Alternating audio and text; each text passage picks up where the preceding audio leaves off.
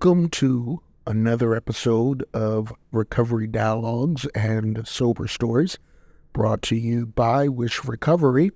If you or someone you know is ready to take the first step to overcoming addiction, contact Wish Recovery today to learn about their luxurious, personalized, comprehensive inpatient and outpatient treatment programs. In today's episode, with the help of a very special guest, Dr. Michael Lukens, we will look at the life-saving, compassionate approach to recovery through harm reduction. Harm reduction is a progressive public health strategy that values safety, compassion, and respect for those dealing with substance use disorders. It centers around mitigating the potential harm and adverse consequences associated with substance use and meets individuals where they are in their journey toward recovery. The approach is human-centric, prioritizing the rights and dignity of those struggling with addiction.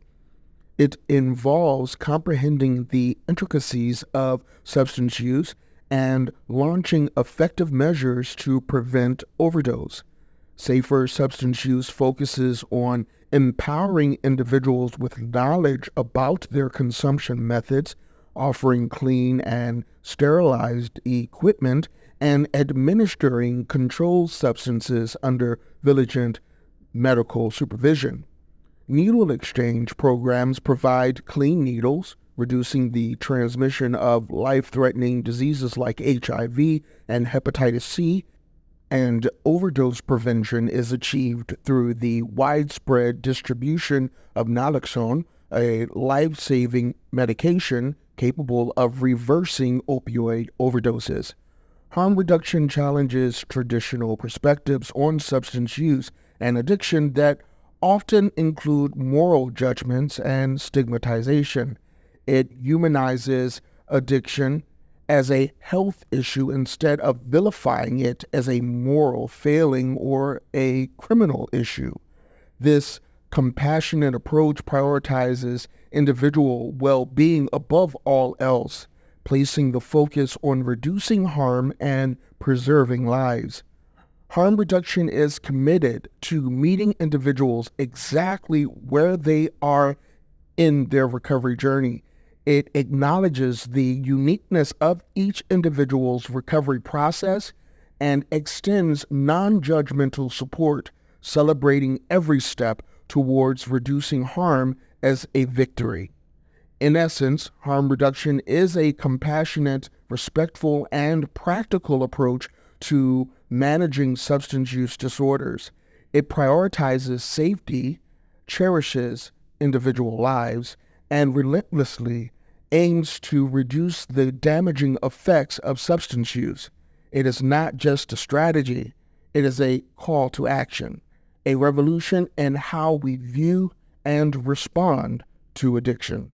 I am pleased to introduce our featured guest for today, Dr. Michael Lukens.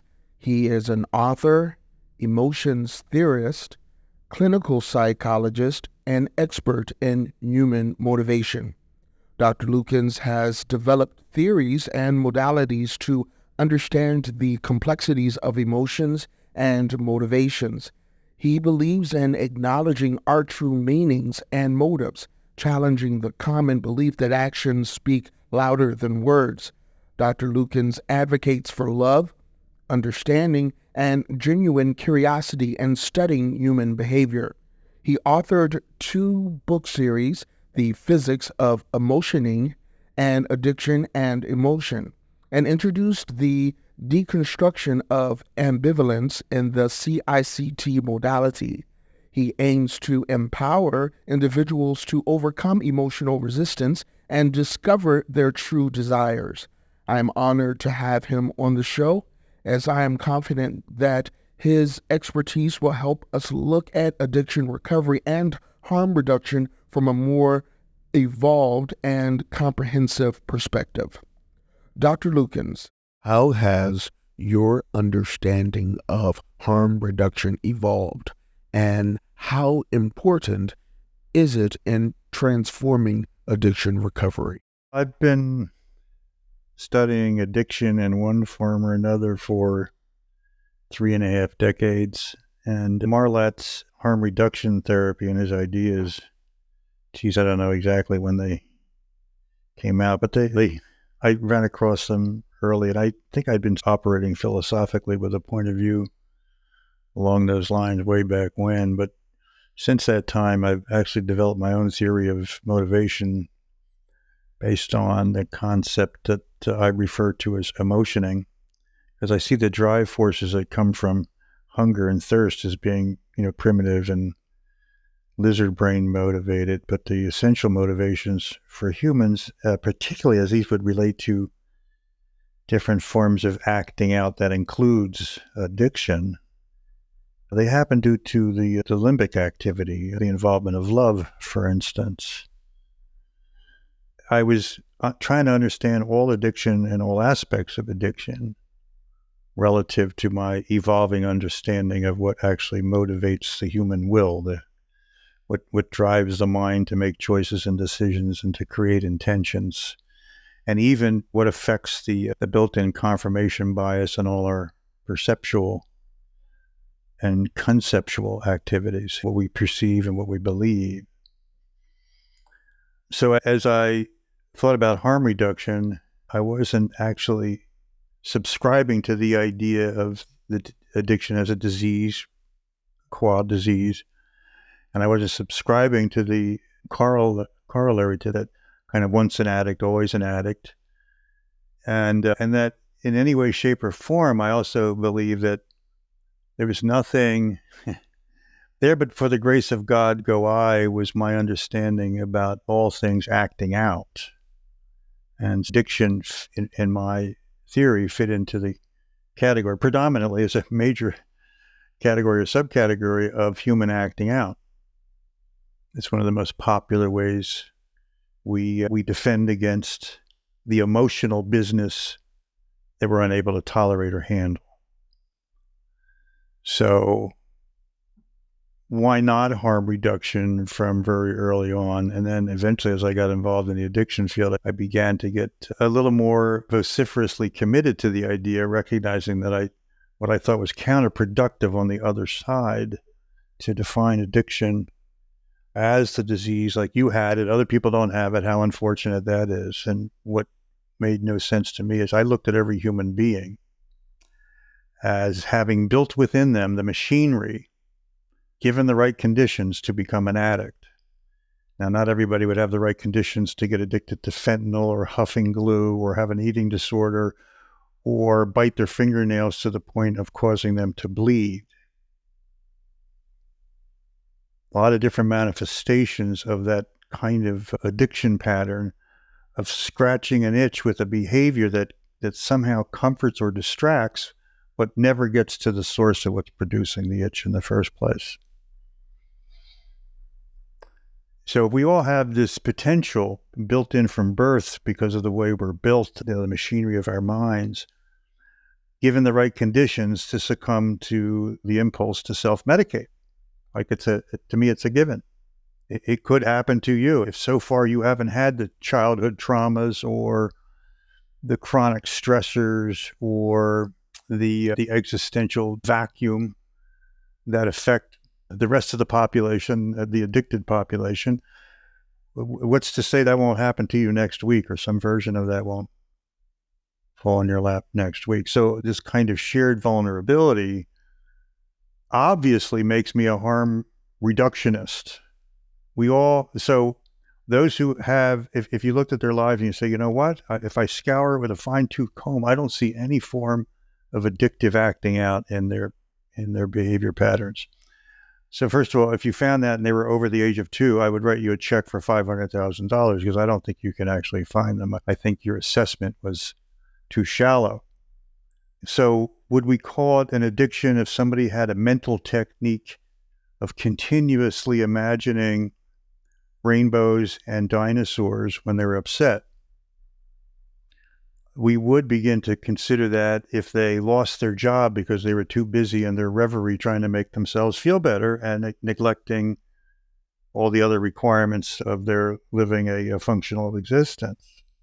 Like I could be doing that fantasy so much I neglect my hygiene. Then what makes me any different from the alcoholic or the opiate addict? This led me to write the 2 books, a 2-volume set about addiction and emotion. So I have a different take on it. I think there's an escapist waiting to be cultivated given enough uncontrollable itch, quote unquote, from some hard to identify or hard to heal source.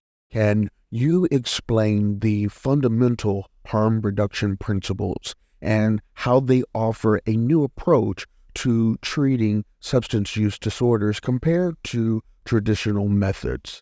I don't actually consider myself a trained practitioner per se. I incorporated the basic philosophy and the fundamental understanding and the perspective of harm reduction, like I said many years ago.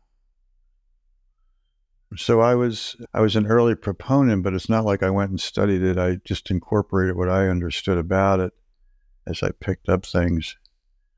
So let me just advance what I know as an idea about it.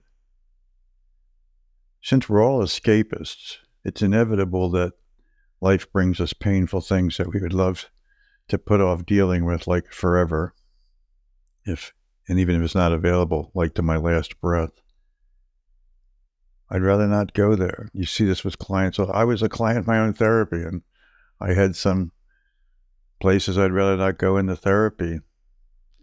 And realizing my hypocrisy was one of the things that had effective leverage and forced me to be more honest than my comfort or even my natural stretching of my comfort might have allowed. We are avoidant species. So the other thing that this is important for me as an idea is that the confusion about willpower and the role that it might play, if it exists, in recovery, and people are not quick to realize how contradictory they sound when they speak about willpower. Just as for instance, I'm powerless to do anything about my addiction. Now I have to do everything every day about my addiction and find the power. But of course, I'm not the source of the power, so I pray for it. But then push comes to shove. If I'm not supported, it falls on me anyway. I've got to do it. And so this arm wrestling we do with ourselves, it filters over into this distinction between the radical sober commitment as the only appropriate stance and an acceptance somehow of harm reduction, at least as an interim process. So I don't see it as something that the harm reduction principles, they work their way into the natural understanding I have that some people, despite what they understand to be their highest level of personal commitment, don't seem to be able to get this job done. And this job requires confronting the pain. And I humbly look at some of my clients who have what I imagine to be pain that's 10 times greater than my own, for instance, some who've lost children. And I fully appreciate there, but for the grace of God go I, because I know that's a pain that my psyche, it doesn't have a measurement of it, and it just assumes there'll be a short-circuiting and an overwhelm, a level of trauma that will shake every foundation I think is unshakable. And in the face of that, everybody should have sympathy for everybody else's weak will in the face of the drive to escape. How are you going to escape? Are you going to escape in a way that's so self-destructive, it's an obvious death wish? That's one escapist agenda, and harm reduction in that particular case could be the lifesaver and the game changer. And so the person, for instance, is drinking from morning till late night and polishing off a ton of liquor, let's say, of some kind. And they can't, they're just they're hapless. Now they've been detoxed 11 times. This is not an actual client I had. It's a set of clients that I've worked with. And they can't seem to pull it together. And when you talk to them philosophically about the foundation of their desire to live, it's shaky.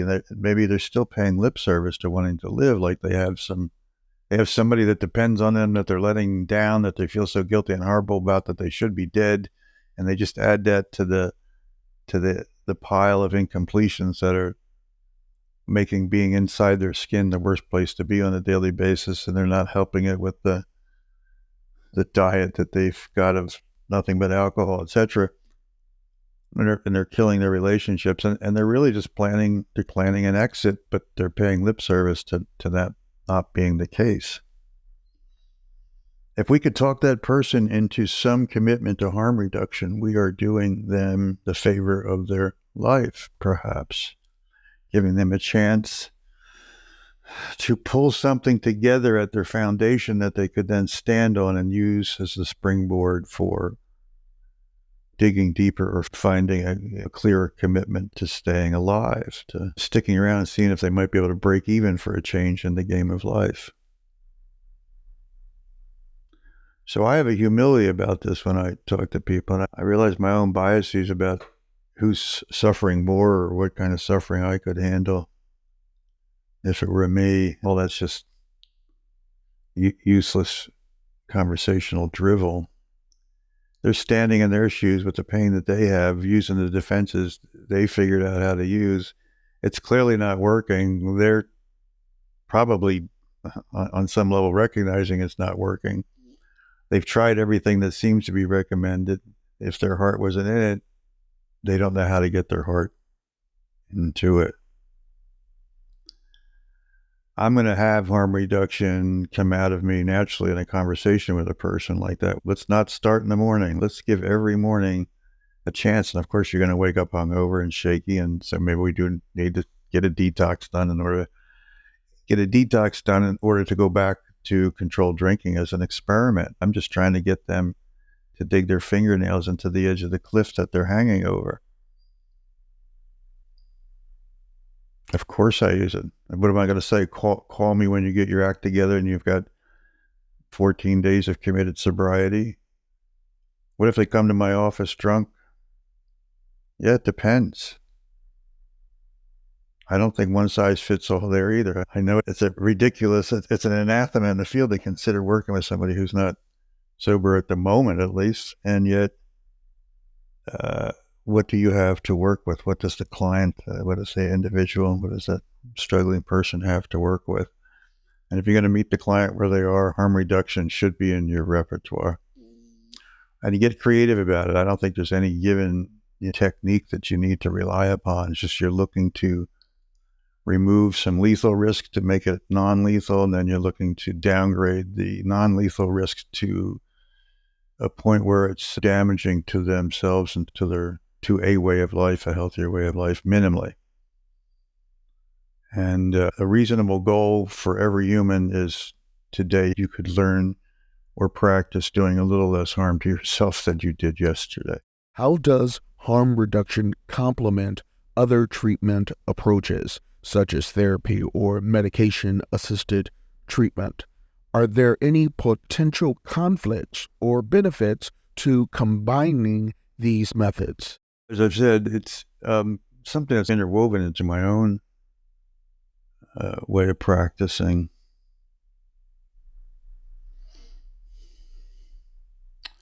I do think the folks in the field with a more rigid or monolithic idea about how it needs to be done, a lot of that is a confirmation bias that stems from their own recovery, and you're not going to talk people out of it. I tried 17 things. One of them worked. That's the thing that works. You've tried 14 things. You haven't tried my thing. You should try my thing. It's a reasonable argument. But if you're going to say, if my way isn't working for you and you've tried it, there's nothing else that we're giving up on you. I don't buy that whatsoever. And so I can't rule out the idea that the paper clip in the ear helps people stop smoking. I can't rule that out. Empirically, I actually think there's evidence for it. I can't explain it. I think most practitioners who have studied the phenomena from the outside in, not just the inside out. They have a more, not live and let live, but a sort of, there's more freedom of movement here. We can think the unthinkable and we can imagine the unimagined, and we can accept multiple manifestations and pathways to support an agreed upon process and a somewhat agreed upon outcome. The process of recovery and what it should look like, what it consists of. Are you recovered if you're slipping 3 times a year and you've done that for a decade? These definitions, they actually don't fit anybody exactly. And so there's this conceptual thing that people do. They turn their ideas into a Procrustean bed that forces every newcomer that knocks on the door to fit into the pre-existing box. I'm not that way. I was raised in the field by a mentor who lived outside the box. I always saw the box of understanding as part of the problem. I think that's part of what makes addicts too. So the problem of rigid conceptualizing, if that carries on in your life post-recovery, I actually think it contains the seeds of your own downfall. So on a meta level, just being open-minded about how John versus Jonathan are going to recover, even though they're both quote-unquote crack addicts or cigarette smokers or emotional eaters or sex addicts. We lump people into categories based on their substance or their behavior and think we're onto something that applies to all of them. And sometimes that's actually more misleading than true.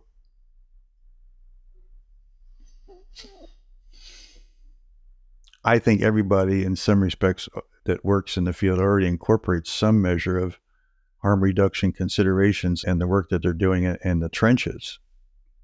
Whatever they're saying they're doing or describing it, they might leave that part out because politically or philosophically, they think they're arguing against their beliefs. Their beliefs are just more multiform than they give themselves credit for. Everybody actually sees the evidence of harm reduction in every AA gathering that they go to where there's coffee, donuts, and cigarettes. And also some people that have an addiction to a certain kind of conversation. So in the human realm of pain management and escapism, we have forms of escapism, and we have very few people that have escaped escapism as a way of dealing with living. And so for me, that's the ultimate goal, and it gives me an argument against looking at harm reduction as a permanent condition. Looking at addiction as a permanent condition. We don't have to look at it as permanent, but we can't confuse substituting one form of escapism for another as any kind of, and that's what we're all doing until we make that qualitative leap into no longer escaping. And who are those 14 people? Actually, you see 1 or 2 of them hanging around in recovery circles, and usually they're the person that sponsors 75 other people, and you want to get next to their energy and you want to role model yourself after them. And they might be a little eccentric, but they're definitely deep, and there's a stillness inside, and you realize these people are really seriously recovered. And it's because they've shaken the deeper commitment to being an escapist, and so it just keeps applying. There's another reason to escape. Here's another reason to escape. Here's another pain that's unmanageable. And they face them with a different kind of forthright courage over and over again. That's what we're all looking to achieve. And how do we get there? Maybe it's baby steps. So that's the harm reduction idea. It's either baby steps or toddler steps. Which kind of steps are you taking? And every once in a while, there's an individual that takes a quantum leap, and that's something we're studying and talking about for sure. Absolutely. Can you share examples of successful harm reduction strategies that have reduced harm and help people on the path to recovery? I'm thinking about two things. One, in terms of everybody wants to know about strategies, and I understand that, and I want to provide some ideas and guidance there. But I'm not the biggest fan of the strategy ahead of time, like the diagnosis fitting the strategy ahead of time. But we need to categorize these things. We need to be able to communicate with each other. I'll suggest a couple of categories that I think in that then guide my ideas about what strategies to use. So let's just take an example. It's pretty common. The person that's using whatever they're using all day long, morning, noon, and night. And then let's divide that group into how much lethal risk is present in the current behavior pattern. So somebody's smoking crack every day in a place downtown that's dangerous with drug transactions and violence and stuff. And the lethal risk is huge. Any given day, there's a much greater possibility that person will not see the end of the day, from the overdose risk to the incidental death risk. So your strategies for harm reduction are get the hell out of there, and you don't even think of them as harm reduction. You're thinking of them as basic survival, but that's what they are. You want to reduce the risk. So that's always in the background in people's minds who are involved in treatment or who live in love with somebody with an addiction problem. So that dictates a lot of what might be considered legitimate harm reduction considerations and illegitimate harm reduction considerations. So let's say somebody is really distraught about some emotional eating that they've been engaging in ferociously for a rather protracted time at a high level, whereas before they had been largely an emotional eater that was causing more peripheral damage to themselves, including their self-esteem. But now they're getting morbidly obese, let's say, or something to that effect. So again, the lethality risk is there, but it's not like tomorrow. And so the ability to experiment with a harm reduction strategy there's just more freedom of movement there, because we're not facing the possibility that something has to be done and be effective in the next 24 to 48 or 72 or 100 hours.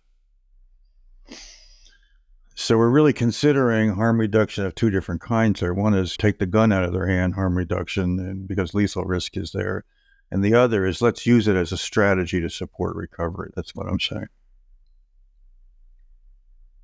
So let's talk about that category where it's an actual legitimate psychological professional intervention.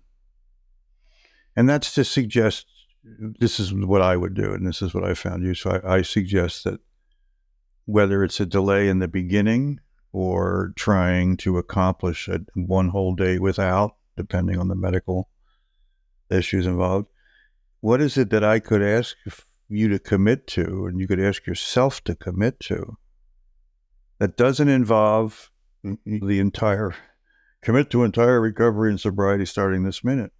Like somehow find the self-control that you don't have. So what level of self-control could you make an argument for? Could you not begin your addictive behavior pattern until noon? Could you put it off till the afternoon? Because there was a point in time in your life where that's probably what you did. You probably didn't do it in the morning, and it grew on you. So could you do that? And that becomes, and there's no discussion about that's the end game. We're still talking about what the end game of all this is, which is everybody's consensus idea about a full recovery, whatever the hell that might be. But that's really what we're shooting for. We're taking baby steps. When I was an undergraduate at Temple, I had a behaviorism class and learned about this concept of successive approximations, which I think at the time I found very impressive, and I still think it applies. Some gigantic complex task can be broken down into pieces. And as you approximate the completion of one of the pieces, you're actually beginning the entire process. So every little beginning up the stairway, even if you have to divide one stair into 4 stairs to get to that stair. And by successive approximations, which means you're really optimizing successes, you're building on successes. That's what successive approximation amounts to. You're building on successes. If you shoot for too much, if you expect too much, if you demand too much from the learner, from the process of learning, you often lose them because the gap is something they can't cross themselves. So I think just in principle, stretching out the beginning, stretching out the amount, the time of whatever. And this actually creates an interesting, if you're establishing rapport with the client or the person at that point, it creates an interesting sort of paradox because you win either way. If we fail to find a baby step, a mini step that they can succeed at, then we're supporting the idea of surrendering and pulling up the fight stakes and surrendering and moving to a higher level of care. So we're not telling somebody they need treatment. They're discovering that they need inpatient treatment because they can't make a small step regimen work on the outside. And I think you're in good faith advocating for a process that you believe in. And if they fail at it, it actually advocates for just a different path to beginning this process, like inpatient and detox, let's say. So I've used that over and over again in my work with people with addiction issues. It's highly successful. I recommend everybody consider it. What ways does harm reduction challenge the negative attitudes and assumptions about addiction in society? How can we provide more non-judgmental support for someone in their recovery journey? I think some of the voices in the field are showing that we're beginning to recognize that anything that diminishes the compassion involved in recovery is probably not supporting recovery. And so that doesn't rule out tough love, by the way. We used to blame addicts and we were obvious about it. Now we still blame addicts and we're less obvious about it. Harm reduction comes naturally to people who already have a mindset that folks aren't to blame. A crippled person trying their best to climb a mountain may not be able to get up the mountain without assistance. And that's even somebody who just was freshly crippled by a recent wound halfway up the mountain. To question other people's spirit in their own individual mountain climbs and the degree to which they feel broken or are broken, there's a hubris in it and a kind of, I don't know, there's a little piece of contempt in it. And there's this subtle blaming of the victim that still takes place. And I think people who aren't suffering with addiction A being worse than addiction B, they'll look at addiction A sufferers and they say, at least I'm not that bad. And so they don't realize in a way what they're doing is, if they said, I'm glad I'm not that bad off, and they're feeling some sympathy and what have you, that's different. But I mean, at least I'm not that bad. And so the excuse covering their own shame and guilt about being as bad as they are is that there's somebody badder. And so they're participating in the blame the victim game. They just don't realize it. So that doesn't just permeate society in general. I mean, that permeates people's minds. I guess you could say they're feeding off of each other. The minds are creating the culture that's creating the minds. It's hard not to blame addicts because when you stand on the outside and you look at it, it's a ridiculous pattern of behavior.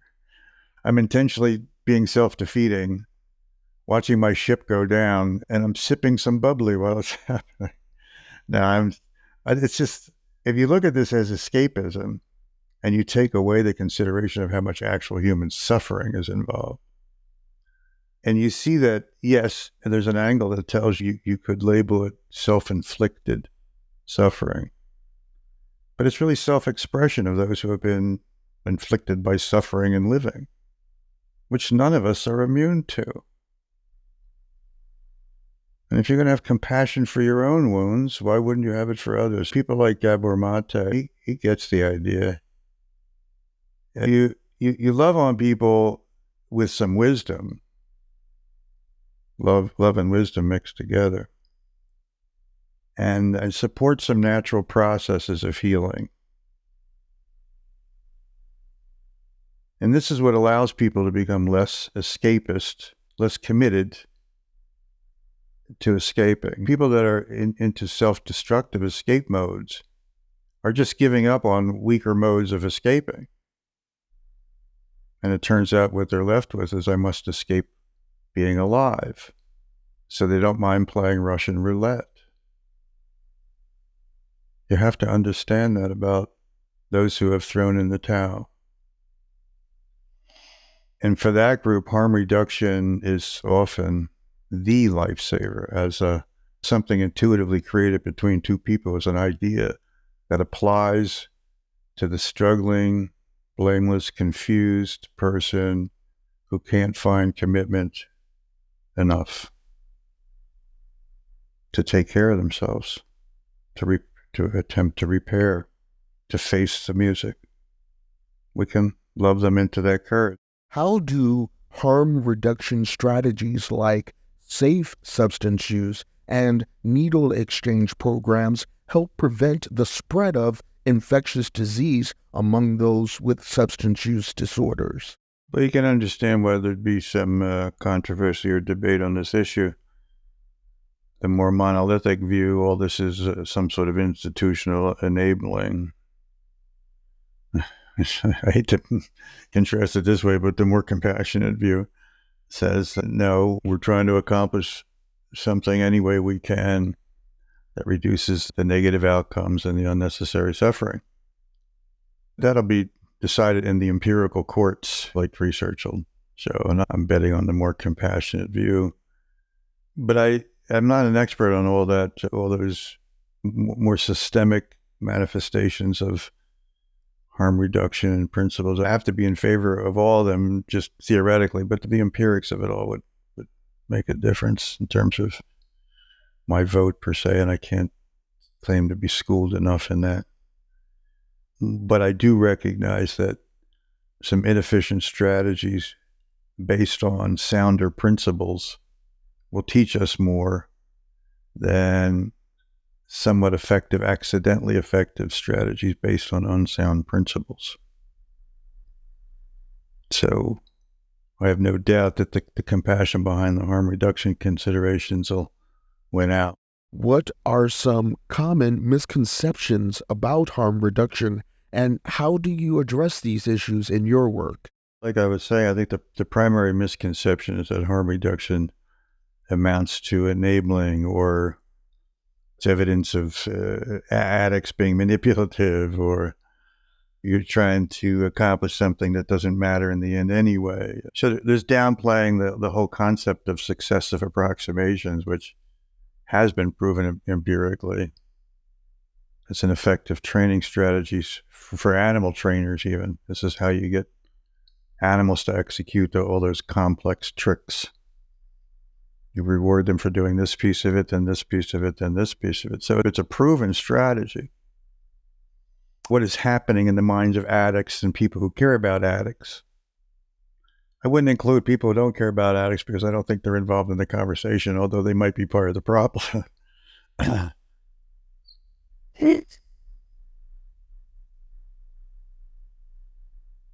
Now, I'm not an apologist for it. It's just natural that as somebody that believes in the power of love and compassion and healing, that I have to be on the side of the compassionate argument about everything as best I can. And I don't think in this case there's any doubt that harm reduction, think about it. Prior to that, there are those who can't be helped. Harm reduction immediately suggests, wait a minute, we can do some help. And then some help becomes some more help, and so on. There's no person who's abandoned ahead of time conceptually. There's nothing we can accomplish for them. There's always something we could accomplish together. And that's the premise. It's hard to argue with, and you don't really have to apologize for it to somebody. You don't run into it from clients. It's not where that hardened belief is coming from. Although they might have been sold that and they're beating themselves up with their lack of self-control being the problem in each and every case. So harm reduction is an advocacy for self-understanding before the effort at self-control has to be successful.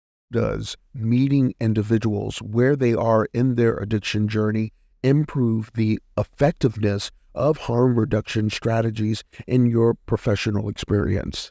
Yeah, again, with the framework that I operate with, there's nothing but meeting people where they are. Otherwise, you're not meeting.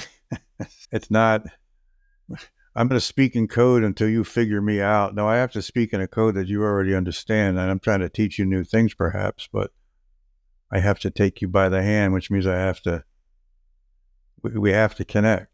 And so, to me, rapport is everything. And this is, God bless first responders and whatnot, instant rapport with high demand for the rapport, the challenge of the conflict to maintaining rapport. As a clinician, the sense of urgency gives you the opportunity of one kind of rapport, if it's great, versus this isn't urgent, even if it's pressing, if that makes any sense. Everybody's problem's pressing. Not everybody's problem is urgent and pressing. And it's funny, some people's problems are urgent, but it's not pressing to them. And then there's plenty of people who think their press is everybody's urgent. So we're all a bit confused about this. What is the future of harm reduction in addiction recovery? Are there any new developments or trends that will improve its effectiveness? In our individual lives, just collectively across the spectrum of all addiction processes, and both in terms of development of addiction and recovery process, we're going to continue to find, I suspect, that where love needs to get the last word, there will be recovery if love does get the last word. Where love needs to get the last word and it's not happening, there's going to be less or no recovery. What does that mean specifically? We'll be always finding out. We have normal science, we have the cutting edge, we have the lunatic fringe. Lunatic fringe are crazy until they're right, in which case they're cutting edge. And I think that the direction of humans doing love better is required if we're going to do life longer, and we're going to do it well. Thank you, Dr. Lukens, for your insights, expertise, and philosophy. As we draw this enlightening episode of Recovery Dialogues and Sober Stories to a close, I'd like to once again extend my heartfelt gratitude to my guest, Dr. Lukens, for his knowledge and insights on harm reduction, addiction, and human behavior have undoubtedly enlightened us all. His compassionate approach to recovery serves as a beacon of hope and a testament to the power of understanding and empathy. I'd also like to express profound appreciation to our sponsor, the outstanding luxury rehab center Wish Recovery, and their unwavering dedication to meeting individuals wherever they are on their journey to recovery. At Wish Recovery, compassion isn't just a word, it's a guiding principle that informs every aspect of their treatment. They provide personalized care and support every step of the way, ensuring that each person's recovery journey is as comfortable, comprehensive, and successful as possible. As we continue to traverse the complex landscape of addiction, dual diagnosis, and recovery, I urge you to subscribe to the podcast. Your support fuels our commitment to bringing you more episodes filled with vital information expert insights and inspiring stories. So stay tuned because there's so much more to come on Recovery Dialogues and Sober Stories.